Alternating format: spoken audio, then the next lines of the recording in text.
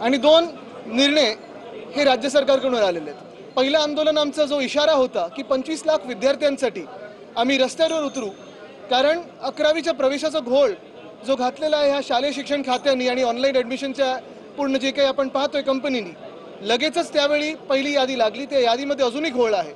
आणि दुसरं म्हणजे हिंदीची सक्ती पहिलीपासून जे करणार होतं सरकार, त्याच्या विरोधात नुसतं विरोधी पक्ष नाही तर पूर्णपणे आपण पाहताय रस्त्यावर मराठी माणूस उतरला होता, संपूर्ण महाराष्ट्र पेटला होता आणि मुख्यमंत्र्यांना तो GR त्यांचा मागे घ्यायला लागला।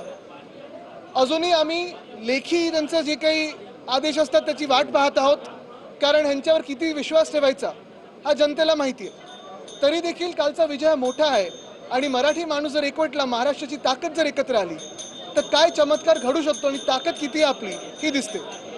त्यांच्या सक्तीसमोर महाराष्ट्राची शक्ती जिंकलेली आहे। आदित्यजी, रोहित पवार जे आमदार आहेत त्यांचं असं म्हणणं आहे की दोन भाऊ एकत्रित येणार याची धास्ती भाजपने घेतली आणि म्हणून त्यांनी हा निर्णय 100% घेतली। आणि मला वाटतं हे संपूर्ण महाराष्ट्राने पाहिलेलं आहे की दोन भाऊ एकत्र येऊ नये म्हणून भाजप असेल किंवा एशनची गट असेल किती प्रयत्न करत आहे।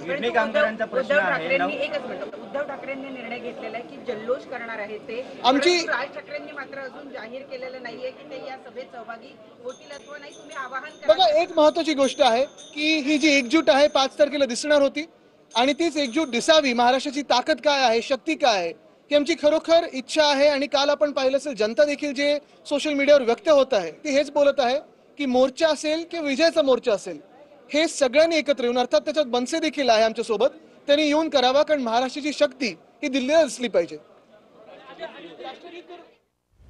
आदित्य ठाकरे यांनी विविध मुद्द्यांवर इथे भाष्य केले। सरकारच्या लेखी GRची आम्ही वाट पाहतोय असंही आदित्य ठाकरे यावेळी म्हणाले।